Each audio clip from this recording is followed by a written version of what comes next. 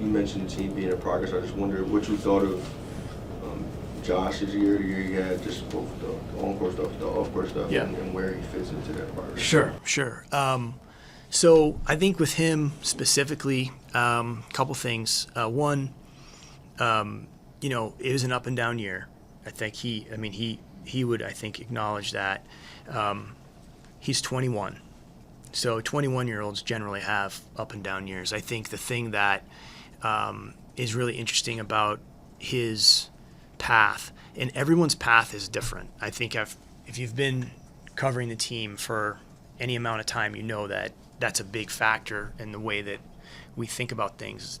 No one has the same path, and that's a big part of player development, in my opinion, is really trying to understand the history, the person, the circumstances in which they're coming into the league. He came into the league, as I said before, we were losing 58 games. So he got started quickly, and then as the team got better and better and better, he's seen some resistance with some of that. But the thing about Giddey that I really respect is he is tough and he is clutch. He is tough and he is clutch. He has, been asked to change some things and adjust to different things, and he hasn't flinched one time. He has never come to my knowledge, ever come to anyone and said, I need more of this, I need more of that. What about me? He's trying to figure out how to best help the team. And, he has to get better, but the team also has to get better. So part of the things that we're facing, with the cross-matching is, and let's, I think Mark may have said this, but just to be clear, the cross-matching is an acknowledgement by the other team of their limitations to defend Holmgren. So the other team's limitations to defend Holmgren are what creates the cross-matching for us, which is a great thing because we have a player in Holmgren who is so unique that they're scheming against the youngest team in the league. And that's happened a lot for us. We've seen so many different schemes. The trapping on Shea, that gave us a lot of trouble against Dallas the first time we saw that. We got better at it. We've seen several different types of zones. I think we've got better at those. We've seen the cross-matching. We've seen, some half-court trapping. We've seen some different things that, because the team has progressed, we're getting to see, a sharper blade, so to speak. But with the cross-matching, Josh certainly has to, work on that. I think he's gotten better and better at it. And then also the more Chet is able to abuse and dominate those matchups, and also on the offensive board, if you're going to put a smaller player on him, I think that's going to make us a better team. Because I think that's the main thing is we have to figure out how to be the best team, and not isolated to individual players. But at 21 years old, he doesn't. He's stubborn. He's stubborn about. And when I say about stubborn, I mean that in a endearing way. He's confident. He in the way that I think a lot of people would like to see him capitulate. You know what I mean? And give in. And he's not doing that. He's not doing that. And that's something that I like about him. We got to channel it and keep working with it. But there's not a lot of 21-year-old guys playing on 57-win teams. And we have to continue to figure out how to lean into the things he does to help amplify our team.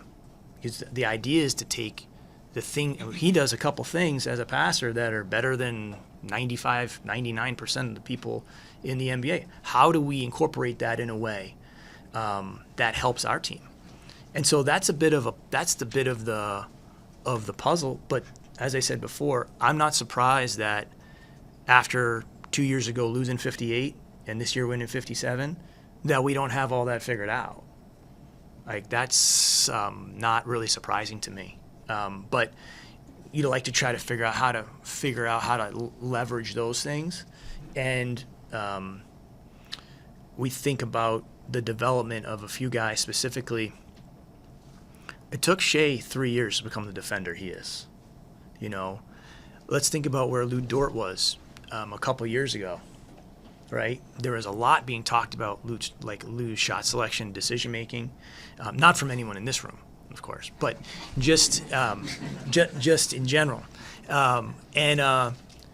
Lou is maybe our best example of player development recently, and how that happened. It's through refinement.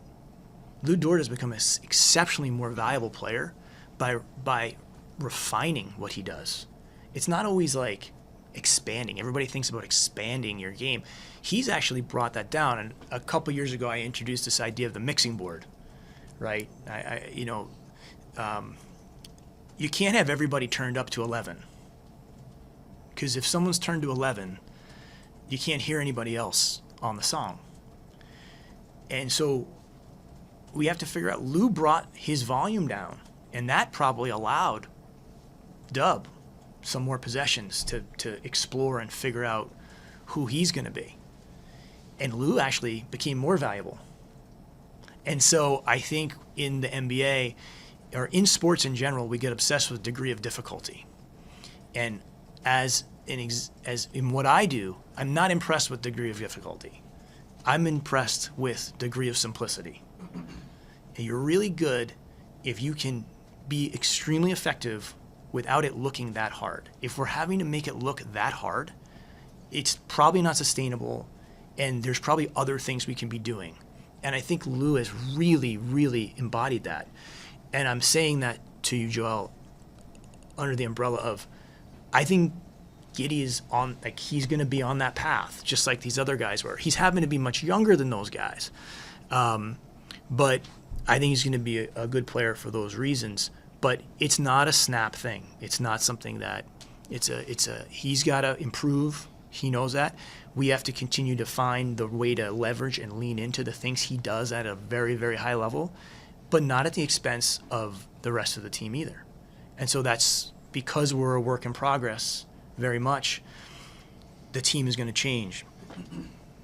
In the first mountain, 2010 to 2011, 2012, the jumps that the players made in those periods of time were significant. And as they got better, the team looked different with each jump that the individuals made. And then you have to kind of figure out, how do you make it all work? But you can't be the team 5 years from now. You have to, and I'll say this probably again, like, we're on a journey with these players. We're on a journey with these players. And we're learning with them and learning about them and trying to support them through that period of time. It's not all going to be easy.